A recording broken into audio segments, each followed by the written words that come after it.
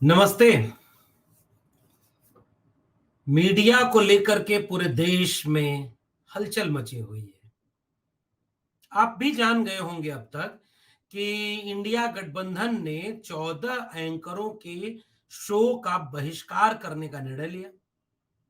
उनके नाम सार्वजनिक कर दिए। खूब बहस शुरू हो गई। जैसे अच्छा है ना कि उन्होंने नाम इंडिया रख दिया अपने गठबंधन का, तो पहली जीत तो यही हो गई कि उसके बाद बहस इस बात पर होने लगी, ये ईस्ट इंडिया, ये वो नाम बदल दें, देश का नाम बदल दें। तो बहस तो अपने ग्राउंड पर ले आने में विपक्ष कामयाब होता जा रहा है। विपक्ष की सियासी चालें फिलहाल जिस बिसात पर चल रही हैं, यह बिल्कुल सटीक लग रही है। नाम रखना, गठबंधन का नाम, और दूसरा ये कि मीडिया के 14 एंकरों का बहिष्कार। अब डिबेट कम से कम इस पे हो रही है ना कि बहिष्कार क्यों हुआ। इस पर इंडिया गठबंधन को अपना पक्ष रखने का मौका मिल रहा है कि हमने आपका बहिष्कार इसलिए किया क्योंकि आप देश को नफरत की आग में झोंक रहे हैं। और दूसरी तरफ अपना जो विपक्षी खेमा है, जो जो चाहता है कि बहिष्कार होने पर ये गलत है, तो वो कह रहा है कि लोकतंत्र की हत्या हो गई, आपातकाल आ गया, बहुत सारी चीजें वो कह रहा है। लेकिन बहस के केंद्र में मीडिया आ गई है। ये सबसे शानदार है। और आज की बातचीत में हम यही करने वाले हैं कि अगर हम चाहते हैं, हमें इस राष्ट्र से मोहब्बत है, हम एक अच्छा, सुंदर, खूबसूरत, मोहब्बत और प्यार भरा राष्ट्र बनाना चाहते हैं, तो ये नेताओं की बहस एक तरफ चलने दीजिए। आइए हम और आप थोड़ा एक दूसरे मुद्दे पर बहस करें कि अगर मीडिया पर बहस हो रही है, तो ये मीडिया के एंकरों को बैन लगाने के साथ और कौन से ऐसे काम विपक्षी खेमे को करना होगा जिससे कि एक बेहतर, सार्थक और राष्ट्र हित वाली मीडिया खड़ी की जा सके। मेरी बातचीत आज की इस विषय पर होने वाली है। मैं कुछ आंकड़े आपको दिखाऊंगा कि असल में भारतीय मीडिया कैसे चल रहा है, कितनी डाइवर्सिटी उसमें है, किस मुद्दे पर बात करती है, कितना वो अपना काम कर रही है। इस सारी चीजों को लेकर के हम बातचीत करेंगे और हम आज की बातचीत का मकसद ये रखेंगे कि भाई बेहतर मीडिया बनाया कैसे जाए। अब आइए पॉइंट नंबर 1, हम आप कैसे किसी व्यक्ति को परखते हैं। हम कुछ पैमाने रखते हैं। कोई व्यक्ति अच्छा व्यक्ति है या नहीं, इसको हम शक्ल देख करके या जाति देख करके तो नहीं पहचानते। लेकिन इस देश में जैसे आप चुनते हैं कि अच्छा, सड़क पर जा रहे थे, आप, झगड़ा हुआ, 4 लोग आप साथ में थे, चौथे ने कहा बढ़िया हो रहा है, पीटो उसको, और तीसरे ने कहा अरे यार छोड़ो ना, हमसे इससे क्या मतलब, जो हो रहा है होने दो। दूसरे ने कहा बड़ा बुरा हो रहा है उसके साथ, लेकिन छोड़ो, अब हम उसमें क्या फंसे, हमको तो बहुत जरूरी काम से जाना है, लेकिन हो गलत रहा है। और पहला बोला दौड़ कर चलो और उसे रोको क्योंकि ये गलत हो रहा है, और वो बीच में खड़ा हो गया। फिर आप देखते हैं कि ये 4 लोग 4 अलग ख्याल के हैं। वैसे ही हमने मीडिया हाउसेस को ये तय किया, नापा, देश में हिंदू मुस्लिम पे मुद्दे पर बहस होनी है, कौन कर रहा है, ये कर रहे हैं। कैसे कर रहे हैं, मुसलमानों को खतरा बता रहे हैं देश के लिए। सनातन पर बहस हो रही है, कौन कर रहा है, 4 बाबा, 4 भाजपा के प्रवक्ता या उसके हितैषी, और एंकर। और एंकर बहस शुरू कैसे कर रहा है, मैं गर्व से कहता हूं कि मैं सनातनी हूं। कल्पना करिए, एक केस स्टडी आपके सामने रख रहा हूं। उस एंकर की जगह एक आदिवासी एंकर बैठा होता, उस एंकर की जगह एक दलित एंकर बैठा होता, उस एंकर की जगह एक पसमानदा मुसलमान बैठा होता, उस एंकर की जगह एक कोई ओबीसी बैठा होता, किसान बैठा होता, तो उसकी भाषा में ये कतई नहीं आता कि मैं गर्व से कहता हूं मैं हिंदू हूं, मैं सनातनी हूं, और ये सारे लोग सनातन विरोधी, धर्म विरोधी हैं, सबको आग में लगा दो, सबको खत्म कर दो। और देखो, फिर मोदी की एक क्लिप चलाता, फिर संबित पात्रा का बयान सुनाता, फिर दूसरे खेमे को विलेन, अपराधी घोषित कर देता। अब आप मतलब समझ पा रहे हैं मैं क्या कहना चाह रहा हूं? आपके मीडिया में डाइवर्सिटी नहीं है। इस देश की मीडिया थोड़े से लोगों के जरिए चलाई जा रही है और 90% अपर कास्ट के लोग हैं। और अपर कास्ट के लोगों में बहुत थोड़े से लोग ऐसे होते हैं जो अपनी जाति से ऊपर उठ पाते हैं। जैसे ऐसे तो कह सकते हैं आपकी हर व्यक्ति जातिवादी है, एक दलित, एक पिछड़ा, एक आदिवासी, एक सवर्ण, सब में जाति को लेकर के एक धारणा होगी। जो अपनी जाति से ऊपर उठ करके एक बेहतर संवैधानिक लोकतांत्रिक मूल्य को सोचेगा वो एक बेहतर इंसान होगा। तो जो एंकर अपनी जाति के हित और अपने एक कनेक्शन जो उनका मालिक का, भारत के नेताओं का और एंकर का, तीनों का कनेक्शन अगर मिल रहा है, मान लो तीनों की जाति एक है, तो ये एक चीज हो गई। तीनों का विचार एक हो गया तो ये दूसरी चीज हो गई। एक तो करेला, दूजे नीम चढ़ा। इसलिए इसे आप ब्रेक कहां से कर सकते हैं? अब 14 एंकरों की सूची देखिए ना, वो 14 के 14 कौन लोग हैं? उसमें एक भी आदिवासी नहीं है। इन 14 लोगों में एक भी दलित नहीं है, शायद पिछड़ा भी नहीं कोई है, मुसलमान भी कोई नहीं है। ऐसा क्यों है भाई? एक तो यहां से एंगल पकड़िएगा। अब मैं एक आंकड़ा आपके सामने रखना चाह रहा हूं, इस आंकड़े को जरा गौर से समझिएगा। यह आंकड़ा है न्यूज लॉन्ड्री और ऑक्सफैम इंडिया। ऑक्सफैम इंडिया ने जो सर्वे किया उससे जो आंकड़ा सामने आया वो आंकड़ा आपकी स्क्रीन पर दिखाऊंगा। Oxfam India Newslaundry report says 90% leadership position in Indian media are occupied by upper caste groups with not even a single Dalit or Adivasi headline heading Indian mainstream media। Oxfam India ने 2012 में 14 अक्टूबर 2022 को एक report जारी की जिसका शीर्षक था who tells our stories matter. यानी हमारी कहानी कौन कह रहा है इससे भी फर्क पड़ता है। और इस पूरी रिपोर्ट को देखिए, ये रिपोर्ट कहती है कि इस बात से फर्क पड़ता है कि मीडिया हाउसेस किन के हैं। इस बात से फर्क पड़ता है कि टीवी पर बैठकर डिबेट करने वाले एंकर किस तबके से आते हैं।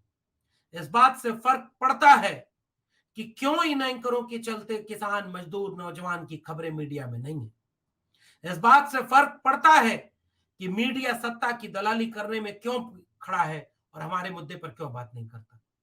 ऑक्सफैम इंडिया की रिपोर्ट कहती है कि 218 जो लीडरशिप पोजीशन है TV media, print media, digital media outlets की, उसमें 191 पर केवल और केवल अपर कास्ट के लोग हैं। वो रिपोर्ट ये कहती है कि 56 एंड 67% एंकर अंग्रेजी और हिंदी प्राइम टाइम शो के वो अपर कास्ट है। None of the channels had any SC/ST anchor for hosting debate। Oxfam India की रिपोर्ट कर रही है कि कोई डिबेट करने के लिए एंकर ही नहीं है SC/ST ओबीसी का, एक आध ओबीसी यहां पुआत के लिए। तो अपर कास्ट में मेजॉरिटी किसकी है? मेजॉरिटी उसकी है जो खुद को सनातनी और भाजपाई कह रहा है प्रकारांतर से। एक आध % ऐसे अपर कास्ट के लोग होंगे जो राहुल सांकृत्यायन की तरह होते हैं, जो भगत सिंह की तरह होते हैं, जो अपनी जाति से ऊपर उठ करके संविधान पर बात करते हैं, न्यूट्रल होकर के बात करते हैं, जो जो देश के हित में बात करते हैं, किसी पार्टी के हित में, किसी नेता के हित में बात नहीं करते। और ये इस देश की मीडिया के रिफॉर्म के लिए सबसे जरूरी मसला है। कल्पना करिए कि हिंदू मुस्लिम का बाइनरी देख करके अगर मीडिया हाउसेस कह दें कि रोज आपको इस पर बात करनी है, और वहां दलित बैठा होगा ना तो एक लाइन जरूर उसमें जोड़ देगा हिंदू मुस्लिम के साथ। अगर वो सजग है, जागरूक है, वो अगर किसी सत्ता का, किसी चाटुकार, किसी नेता का गुलाम नहीं है, वो वैचारिक रूप से थोड़ा भी सजग है, तो जिस दिन टीवी मीडिया पर बैठ करके कहा जाता है कि रोज हिंदू मुस्लिम करो, रोज ज्ञानवापी, काशी और मथुरा, अयोध्या करो, रोज जाकर के मुसलमानों को इस देश का दुश्मन बताओ, और रोज जाकर के लिंचिंग में कहो कि धर्म खतरे में है और हिंदुओं की यात्रा पर अटैक हो गया, वहां एक मुस्लिम एंकर अगर बैठा होता और उसे रिपोर्टिंग करनी होती, तो अभी 2 दिन पहले की एक वीडियो आपने पता नहीं देखी कि नहीं, ये पश्चिमी यूपी का यूट्यूब सोशल मीडिया पर चलने लगा कि एक यात्रा, शोभा यात्रा पैदल चुपचाप जा रही है, हालांकि चुपचाप नहीं, वो तेज लाउड गाने बजते हैं और गाने केवल नफरत के होते हैं, मुल्लाओं के गाली देते हुए, मुसलमानों को गाली देते हुए, उसको भी वो कहते हैं शांतिपूर्ण जा रही होती है। और एक लड़का झंडा हनुमान का लेकर के तेजी से दाएं बाएं कर रहा होता है, एक आदमी आके उससे झंडा छीनता है, रोकता है, कहता है कि ये मत करो यहां पर। तो ऊपर ट्विटर पर क्या चला कि देखो मुसलमानों की बस्ती से जाते हुए हम झंडा भी नहीं फहरा सकते, और शांतिपूर्ण जाते हुए जुलूस पर कैसे ये हमला हो रहा है। फैक्ट चेकर जुबैर ने जब फैक्ट चेक करके दिखाया कि वो जो झंडा छीन रहा था और नौजवानों को रोक रहा था, वो खुद हिंदू था और वो सरपंच था उस गांव का। सरपंच ने कहा कि यार ये मुसलमानों का इलाका है, चुपचाप हम अपना काम कर रहे हैं, तुम चिढ़ाने के लिए ये काम क्यों करने लगे? आप मुसलमानों के खिलाफ क्यों बोल रहे हैं? आप ये झंडा दिखाकर उन्हें चिढ़ा क्यों रहे? और झंडा छीनता है। और सोशल मीडिया और बाकी जगह पर क्या खबर चली, देखो मुसलमानों के बीच से जा रहा था यात्रा तो झंडा छीन लिया। लेकिन टीवी पर बैठकर एंकर ने कहा कि आप देखिए ये नया भारत बन रहा है, इसमें अब हिंदू अपनी यात्रा भी नहीं निकाल सकता। अब कल्पना करिए इसी डिबेट को एक मुसलमान एंकर करता, तो उसकी भाषा क्या होती? हाथरस की बेटी पर डिबेट, बहुत अच्छी अच्छी डिबेट इस देश के secular, progressive, democratic upper caste के एंकरों ने किया है। आप जिस प्लेटफॉर्म 4 PM पर देख रहे हैं, इसके ऑनर संजय शर्मा है और वो खुद एक सनातनी, खुद को कहते हैं ब्राह्मण है। लेकिन आप संजय शर्मा का काम देखिए, संजय शर्मा लगातार किसानों पर रिपोर्टिंग करवाते हैं। डिबेट होगी तो बेरोजगारी पर होगी, डिबेट होगी तो जाति जनगणना पर होगी, डिबेट होगी तो देश का नुकसान किन मुद्दों पर हो रहा है उस पर होगी, डिबेट होगी तो भ्रष्टाचार पर होगी, डिबेट होगी तो कैसे इस देश को बचाया जाए इस पर होगी, डिबेट होगी तो देश की इज्जत कैसे बढ़े इस पर होगी, डिबेट होगी तो गरीब किसान मजदूर के मुद्दे पर होगी, डिबेट होगी तो जातिवाद कैसे बढ़ रहा है इस पर होगी। और मैं इस डिबेट में शामिल रहा हूं, तो काम ऐसा दिखता है कि वो कई बार अपनी जाति से ऊपर उठ जाते हैं लोग, लेकिन ऐसे लोग बहुत थोड़े हैं। हमें उनका साथ देना है। हमें एक राहुल सांकृत्यायन चाहिए जो तुम्हारी क्षय लिखता है, जो कबीर के साथ खड़ा होगा। इसलिए अगर आप मीडिया हाउसेस को डाइवर्स नहीं करेंगे तो आपका मीडिया नफरती बना रहेगा। आज की बातचीत का मेरा मूल मकसद यह है, अब मैं 2 डेटा पढ़ रहा हूं। द बिजनेस स्टैंडर्ड में एक रिपोर्ट छपी है और द बिजनेस स्टैंडर्ड की रिपोर्ट, ये रिपोर्ट कहती है कि देश में दुनिया के 180 देशों में प्रेस की आजादी के लिहाज से पहले पर नॉर्वे, आखिरी पर नॉर्थ कोरिया है 180वें पायदान पर, और 161 यानी 161वें पायदान पर भारत है। नीचे से 20वां, ऊपर से नहीं, ऊपर से 161वें पायदान पर भारत है कि प्रेस को कितनी आजादी दिया हुआ है, नीचे से 20वें पर है। इस देश के हर एक नागरिक को इसकी चिंता नहीं होनी चाहिए क्या कि वो अपने देश में क्या ऐसी मीडिया चाहता है जो दुनिया के 180 देशों की रैंकिंग में 160वें नंबर पर हो? ये पूरे राष्ट्र का प्रश्न है। दूसरी रिपोर्ट, और दूसरी रिपोर्ट बहुत महत्वपूर्ण है, इसको आप सबको देखना और समझना चाहिए। Where trust in the news is highest and lowest, उसी ऑक्सफैम की रिपोर्ट में ये आंकड़ा है। Finland 65% agree. अब ये रिपोर्ट क्या करिए, percentage of agreeing you can trust news most of time, यानी ये एक ऐसी सूची है कि जिसमें किस देश के कितने प्रतिशत लोग अपने देश की मीडिया पर भरोसा करते हैं कि हमारी मीडिया अच्छा काम कर रही है। फिनलैंड के 65% लोग अपने देश की मीडिया पर भरोसा करते हैं, वो नंबर 1 पर है।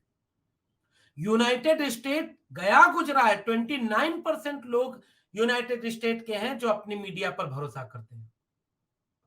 और भारत, इंडिया, विश्व गुरु आर्यावर्ते जम्बूद्वीपे भारत खंडे, यहां के मोदी जी की बेइज्जती करने वाला अभी दृश्य 2 दिन 3 दिन नहीं हुआ कि G20 में अगर अमेरिका के राष्ट्रपति को प्रेस कॉन्फ्रेंस नहीं करने दिया तो वियतनाम जाके जो बाइडेन ने कह दिया कि मैं नरेंद्र मोदी से मानवाधिकार की सुरक्षा और स्वतंत्र प्रेस के मुद्दे पर बात करके आया हूं। चिढ़ा दिया जो बाइडेन ने।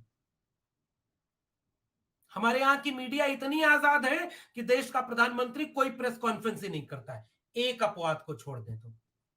और वो अपवाद जब वहां प्रेस कॉन्फ्रेंस किया गया और पता चला कि एक जब अपनी बात बोलनी थी तो मन की बात बोल दी गई और सारे सवालों का जवाब अमित शाह ने दिया। बात समझ रहे? वह देश अपने यहां कितने परसेंट लोग मानते हैं कि उसके देश की मीडिया की भरोसा है उसके ऊपर? 38%, यानी भारत के केवल 38% लोग अपने देश की मीडिया के ऊपर भरोसा करते हैं। ये तो आपकी स्थिति है और इसलिए मैं डाइवर्सिटी का सवाल आपकी मीडिया पर उठाकर ले आया हूं। अब विपक्षी दलों के गठबंधन को और क्या करना चाहिए? अब विपक्षी दलों के गठबंधन के लोगों ने जो 14 एंकर का बहिष्कार किया है, मेरा सुझाव है कि इसके आगे उन्हें कुछ काम और करना चाहिए। सुझाव नंबर 1, भाई ये सूची छोटी है, केवल 14 नहीं, अभी 40 और एंकर हैं जिनको इसमें शामिल करो, इनके चैनल पे बहिष्कार करो। सुझाव नंबर 2, केवल एंकर दोषी नहीं होता, मालिक क्या कर रहे हैं, मालिक क्या करते हैं। और मालिकों को आपकी सरकारें अगर अनुदान दे रही हैं, विज्ञापन दे रही हैं, तो दोनों साथ नहीं होगा। एक संग नहीं होई भुआलू, और हंसप ठठाए फुलाई गालू। विज्ञापन रोकिए जो नफरत फैला रहा है। सुझाव नंबर 3, आप जब सरकार में आएंगे तो ये शर्त रखिए इस देश के सामने कि जिस समय देश का एक भी एंकर SC ST नहीं है, हम आएंगे तो ऐसे प्रावधान करेंगे कि इस देश के मीडिया हाउसेस में OBC SC ST पसमानदा लोग भी डेस्क पर बैठे, डिसीजन मेकिंग में। ये इस राष्ट्र से प्यार करने वाले हर एक नागरिक की चिंता होनी चाहिए। आप ये सोचिए ना कि आपके देश के बड़े बड़े न्यूज हाउसेस में कोई शेड्यूल कास्ट शेड्यूल ट्राइब नहीं है। और मैं गया हूं इस देश के आदिवासियों के बड़े बड़े कार्यक्रम छत्तीसगढ़, झारखंड और तमाम जगहों पर होते हैं, राजस्थान, मध्य प्रदेश। अभी एक कार्यक्रम से आया हूं, लाखों की तादाद में रैली, और एक खबर कोई नहीं छापा, क्योंकि आदिवासी उस मीडिया में है ही नहीं। और अगर एक आदिवासी होता तो अपनी खबर दिखाता कि भाई हम भी इस देश के नागरिक हैं और हम अगर ये काम कर रहे हैं तो हमारी बात मीडिया में क्यों नहीं होगी। किसानों को आतंकवादी और छात्रों को अर्बन नक्सल, प्रोफेसर को जेल में, मीडिया ने कहां खबर दिखाई। उमर खालिद जेल में, मीडिया कितना डिबेट करता है। प्रोफेसर हैनी बाबू जेल में, किसको चिंता है। किसानों ने आंदोलन किया, आतंकवादी कहा। आदिवासी आंदोलन कर रहे हैं, आप तो कुछ कह ही नहीं रहे, उनको एक्सक्लूड किए हुए। दलितों पर अन्य अत्याचार, कोई बोलने वाला नहीं मेन स्ट्रीम मीडिया में। जाति जनगणना होनी चाहिए कि नहीं, बीजेपी क्यों नहीं कराना चाहती, इस पर कोई पूछने वाला नहीं। इसलिए क्योंकि मीडिया में डाइवर्सिटी नहीं है। इसलिए विपक्षी गठबंधन को मेरा सुझाव कि आपकी सरकार अगर बने तो आप मीडिया की डाइवर्सिटी को लागू करेंगे। अमेरिका अपने हर एक पब्लिक सेक्टर की डाइवर्सिटी का इंडेक्स हर साल जारी करता है। अगर राष्ट्र में आबादी सबकी है तो राष्ट्र में नुमाइंदगी भी सबकी होनी चाहिए। आप इस देश की 50% से ज्यादा आबादी को बाहर करके कोई भी अगर चीज चला रहे हैं तो वो राष्ट्र की चीज नहीं है। इसलिए विपक्षी गठबंधन के लोगों को मेरा सुझाव है, फंडिंग रोको, एंकरों में और नाम शामिल करो, और जब आपकी सरकार आए तो न्यूट्रल, संविधान से प्यार करने वाले SC ST OBC upper caste लोगों को, पसमानदा लोगों को बड़ी बड़ी ओहदे पर बिठाइए, जिनके जहन में संविधान हो, दिल में भारत के मोहब्बत हो, वो एक बेहतर भारत बनाएंगे। वरना ये नफरत का व्यापार सब कुछ लील लेगा। इसलिए थोड़ी और ठोस रणनीति बनानी होगी, तब हम एक अच्छी मीडिया, एक बेहतर मीडिया बना पाएंगे जो देश को बेहतर बनाने की कोशिश करेगा। वरना आग में सब जल रहा है, बचाइए इससे पहले कि बचाने की हालात ही खत्म हो जाए।